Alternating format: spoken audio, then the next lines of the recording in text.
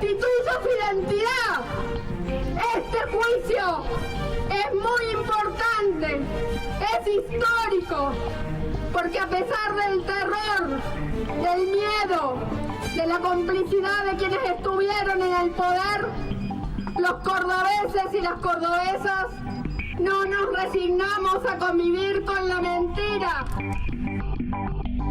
Con testigos que se refirieron a la desaparición de este joven ocurrida el 6 de enero del 76, se cerró por ahora el megajuicio La Perla. Fue un año muy productivo, podríamos decir, desde nuestro punto de vista. Lo último fue los restos, después de tantos años de esperar restos en la Perla que aparecieran, eso nos impactó muchísimo. Que aparecieran 3 nietos en el año nos dejó con la boca abierta. El juicio se cierra con 435 testigos y 199 audiencias. Este es el balance. Es un balance altamente positivo del juicio, por cuanto está quedando demostrado casi sin lugar a dudas el plan sistemático que hubo de secuestro, de desaparición forzada, de tortura, de desaparición forzada de personas, como así también de la sustracción de los niños, en este caso el nieto de Sonia Torres. En primer lugar, lo más importante es que tengamos juicio, ¿no es cierto? Y que remarquemos que la lucha de todas las organizaciones de derechos humanos y de la sociedad civil puedan continuar con esto que nosotros consideramos una política de Estado, gobierne quien gobierne y digan, declaraciones públicas que digan. Lo importante es que como política de Estado en la Argentina seguimos juzgando a los peores crímenes que se cometieron en el siglo XX. Condenar a Carlos Alfredo Yaniceli, ya afiliado en Autos, e imponerle en tal carácter para su tratamiento penitenciario la pena de prisión perpetua, inhabilitación absoluta perpetua, accesorias legales y costas. Condenar a Mirta Graciela Antón, ya afiliada en Autos, e imponerle en tal carácter para su tratamiento penitenciario la pena de 15 años de prisión, inhabilitación absoluta perpetua, accesorias legales y costas.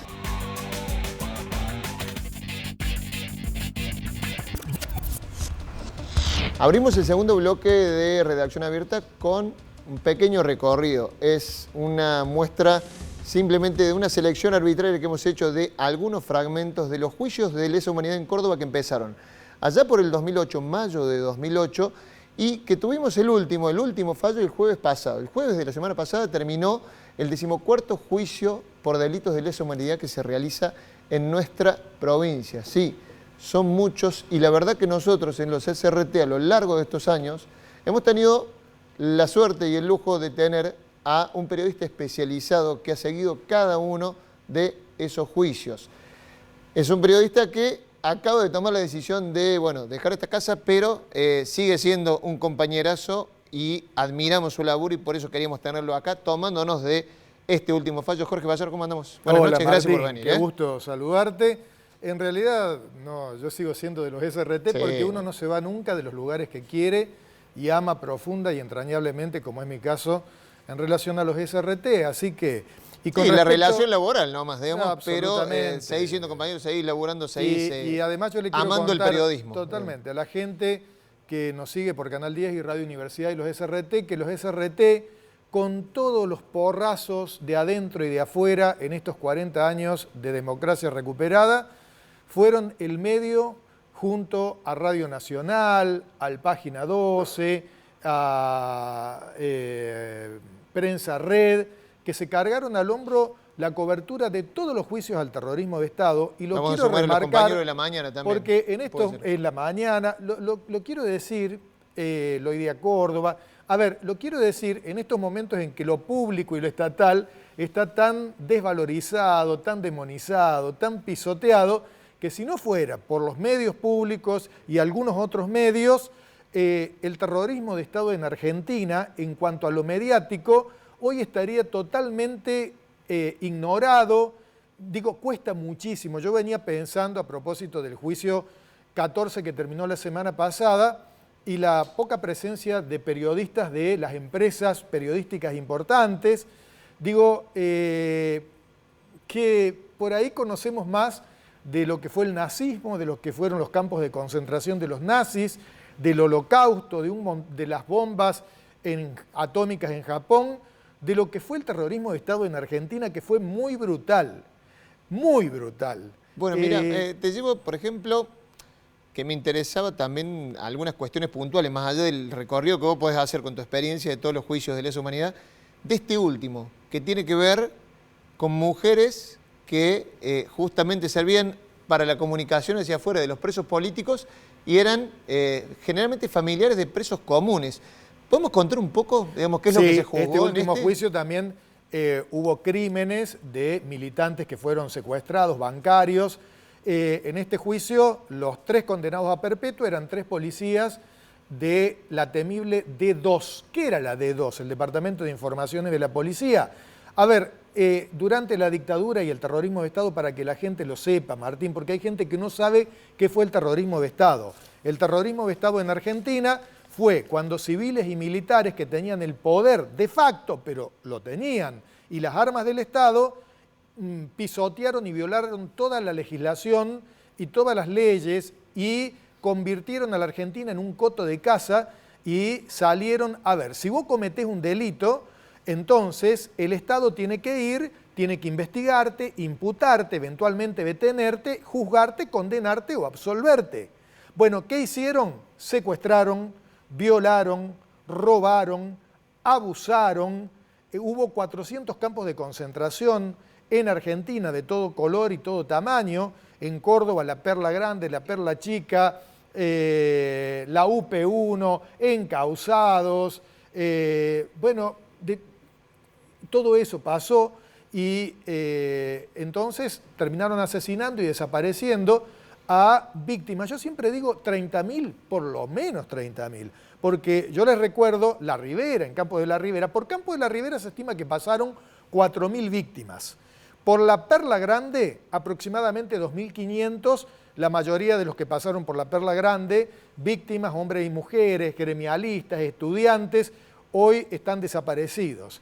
Y por el D2 del pasaje Santa Catalina, que hoy es el Archivo de la Memoria, y después el D2 que funcionó en la esquina de Mariano Moreno, allí la casona, que después fue de los bomberos también, Mariano Moreno y Caseros, esa esquina, bueno, pero sobre todo por el pasaje Santa Catalina, o sea, 15 metros del campanario de la catedral.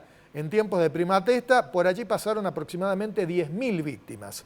O sea, estos son los números estimativos de lo que fue el terrorismo de Estado en Córdoba, pero esto se tiene que multiplicar para toda la Argentina. Por eso siempre decimos cuando 30.000, mirá, 30.000 por lo menos, porque se estaban llevando adelante juicios en Córdoba e iban apareciendo muchas familias, directamente bajaron la persiana y nunca más hablaron de esa tragedia. Y habían pasado 40 años. Bueno, estos hechos del juicio que ha terminado el jueves son de los años 78 y 79. Lo remarco porque 78 y 79 ya lo más cruel del terrorismo de Estado había pasado. Fue durante los años 76 y 77. De todos modos, como bien, por ejemplo, uno de los datos salientes fue que se juzgó aquí el caso de la nieta recuperada 107, que pertenecía a la mujer de un preso, María Mercedes Moreno, que estaba embarazada cuando la secuestraron, la llevaron a la maternidad provincial, allí dio a luz a una bebita, después se reconstruyó todo el recorrido, la llevaron a la casa cuna, allí la robaron en la casa cuna, falsificaron identidad y todo lo demás. A ver, no es que entró alguien y se la llevó, falsificando identidad con complicidad de las autoridades. Así hicieron con el nieto de cientos de nietos Sonia lo que Torres, hecho, claro. Y hay 300 nietos todavía que no fueron recuperados. O sea, se robaban cuando iban a secuestrar a las víctimas desde la comida que había en la heladera, se robaron empresas completas, se robaron vehículos, se robaron nietos, se robaron todo, papel prensa se robaron. De los bebés apropiados, digo, es puntualmente algo muy cruento porque era, digamos, una apropiación con papeles. Absolutamente, y con la complicidad de las monjas que estaban en la casa cuna en ese momento. A ver, los militares asesinos, los civiles, no pudieron haber cometido todas estas atrocidades que cometieron sin la complicidad de la cúpula de la Iglesia Argentina. En ese momento estaba Primatesta en Córdoba, hay que recordar, entre otros obispos y arzobispos, empresarios. Los empresarios colaboraron fuertemente, periodistas que hacían listas y civiles que hicieron listas. Y fueron secuestrados y asesinados. Yo te puedo asegurar que la gran mayoría ni siquiera participaba de organizaciones armadas, que esa es otra cuestión para hablar largo y tendido. Pero, a ver, yo me acuerdo una vez en el juicio de La Perla aparece a declarar un testigo que era un estudiante de 18 años que había venido de La Pampa, año 76, bajó de su departamento, justo estaba un grupo de tareas abajo, lo secuestraron, no tenía ninguna militancia ni nada, lo llevaron 15 días a la Ribera.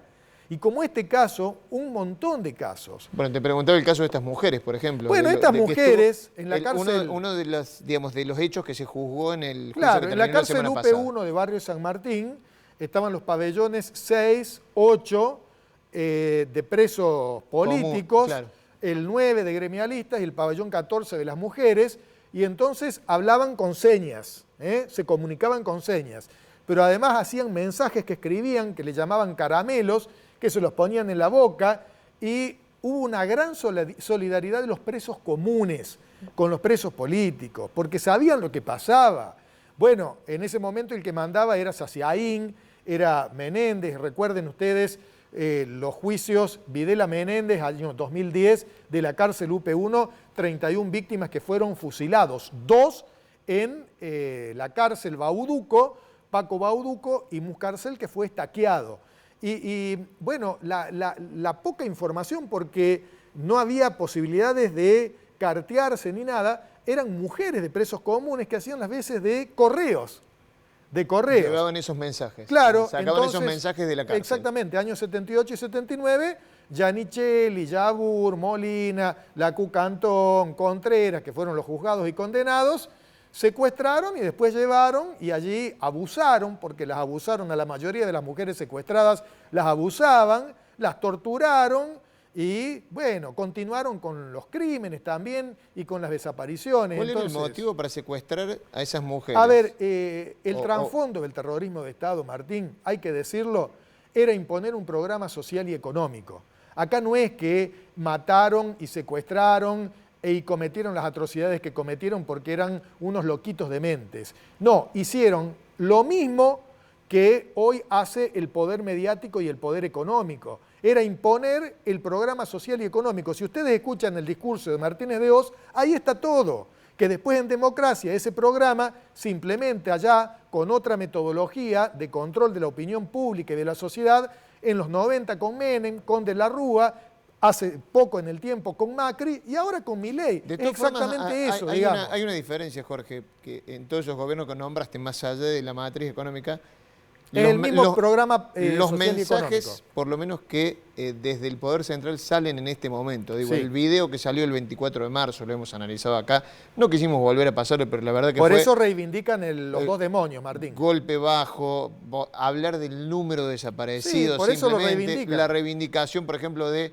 qué hace la vicepresidenta de las víctimas del terrorismo. En el caso de la vicepresidenta, familiar directo, que ha convalidado el robo de niños y las atrocidades, y ellos dicen que fue una guerra. A ver, no puede ser nunca una guerra. Lo que hubo fue un plan sistemático de exterminio dentro de un plan Cóndor que fue diagramado en Estados Unidos y que desembocó en dictaduras como la de Pinochet en Chile, en Brasil, en Uruguay, solo que la de Argentina en ese sentido fue la más brutal, la más tremenda. Por eso es una pena y a mí me causa mucha tristeza que haya hoy, después de semejante brutalidad, tanta gente que ignore, que sea indiferente a lo que fue el terrorismo de Estado, porque hoy no se necesitan los grupos de tareas que funcionaron durante la dictadura. Hoy hay otros grupos de tareas y hay otro terrorismo, según mi parecer, que es el mediático. Entonces,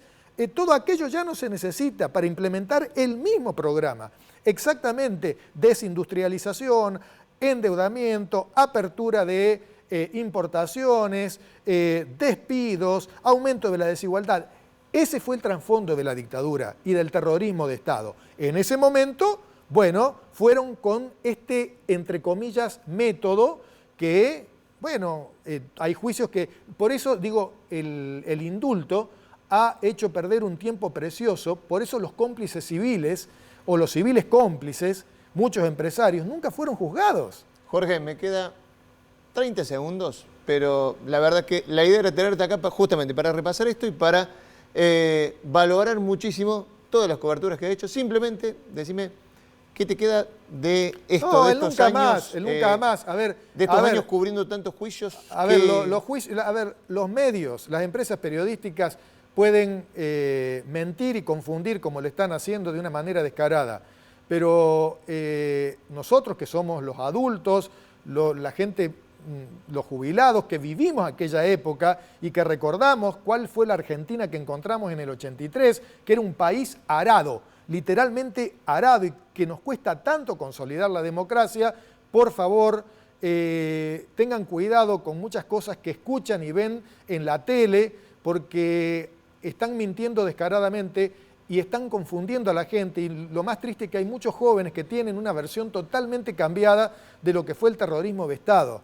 Bien, digo, bueno, a ver, hubo torturas, yo no voy a contar acá el rosario de torturas, pero hay que ir a la Perla, hay que ir al archivo de la memoria, hay partes de todo ese eslabón olvidado y perdido que se ha reconstruido, y el nunca más tiene razón de ser. Por eso, Martín, nunca más. Más que claro, Jorge. Gracias y gustazo de haber podido laburar con vos. Bueno, nos vamos a la última pausa en Redacción Abierta, ya venimos con el cierre.